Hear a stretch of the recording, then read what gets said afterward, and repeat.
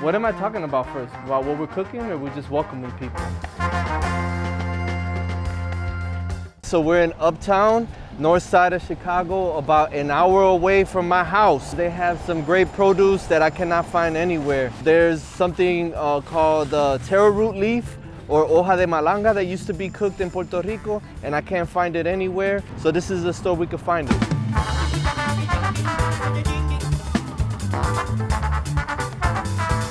So one of the reasons as to why I come here is because there's a lot of things, a lot of parallels that really link people from the Caribbean, Africa, and Latin America together.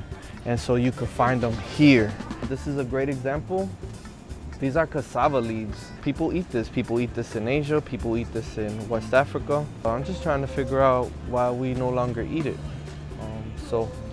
I have this cookbook, 1857. It's called the Cocinero. And I found out this little detail that there was recipes for hoja de malanga. The ideal way to eat them would be when they're small and real tender, and that way it's not gonna take so long for us to eat it. We're gonna cook this, but obviously I wanna show you also what the malanga looks like. So this is it. And this is the taro root, right? And then this is how it sits above the ground, right? So this is underground and this is above the ground. I think it's also known as cocoa yam and dasheen in the British Islands.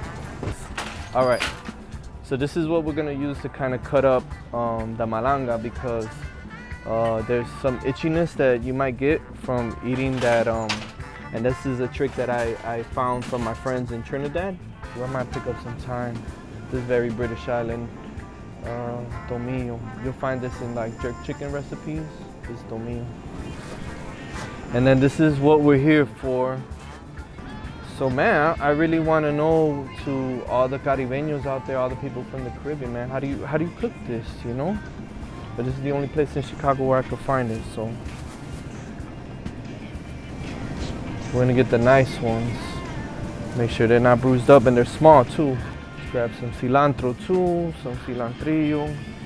This looks like a lot like the cubanelle peppers, which sweet peppers, the pimientos, and I think I'm gonna use this to kind of work with the little deconstructed sofrito that we're gonna make with the cilantrillo too. So I think I'm gonna make some tostones too. Yo creo que tostones va con todo, man. I love tostones, so I'll make some tostones too. Some fried plantain. I think the majority of the people around the world eat plátanos. People in the United States are like, whoa, what is that? It's a banana. You're frying bananas. That's weird. I like hot stuff, man, at least a little bit, un toque. So one thing I learned from a Haitian chef, what he would do is he would chop that in half, put it in the pot, and then when it was time, it would like filter throughout the pot, and then when it was done cooking, he'd just take it out.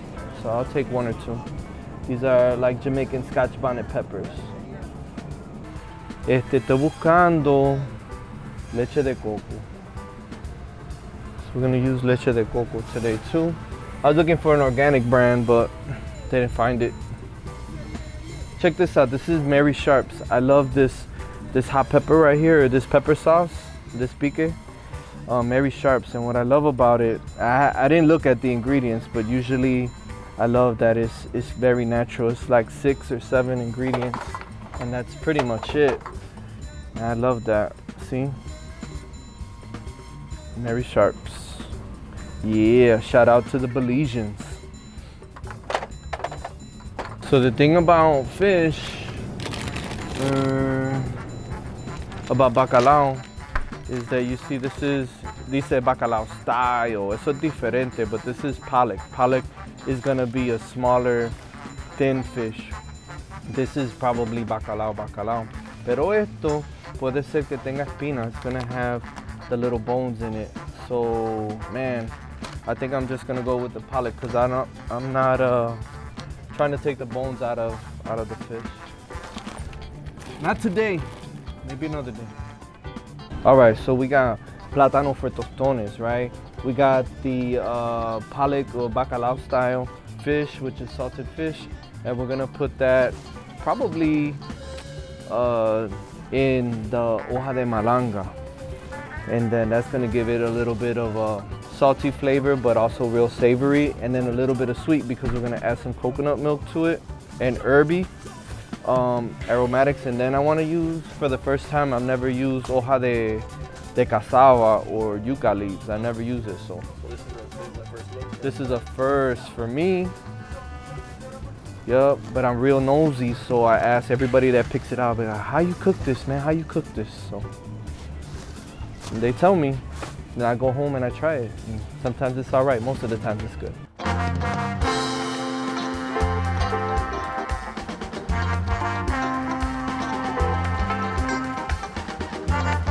Welcome everybody to my house.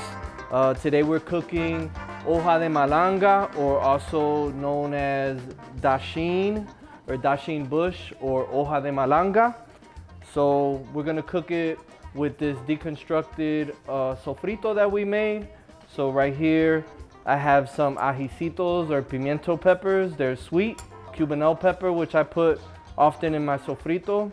I have some bell peppers, some red bell peppers. Of course, we have onions, we have garlic. And then in this old recipe, in El Cocinero, what they did use, because they use everything, is they use the root and they use the leaf. So it's both gonna go in there. Very popular in the coast of all of the Caribbean is we're gonna put also some coconut milk in it. And that's the way I also had it when I went to Trinidad. So I like that touch of sweetness with savory. I also put a little hot pepper in there to give it a really good balance.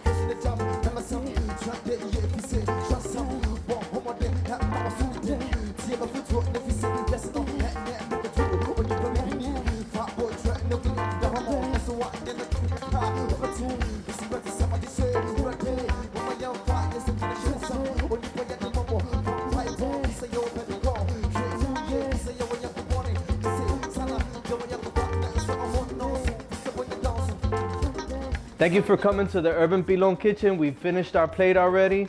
We did Malanga Ahumada from this El Cocinero 1859.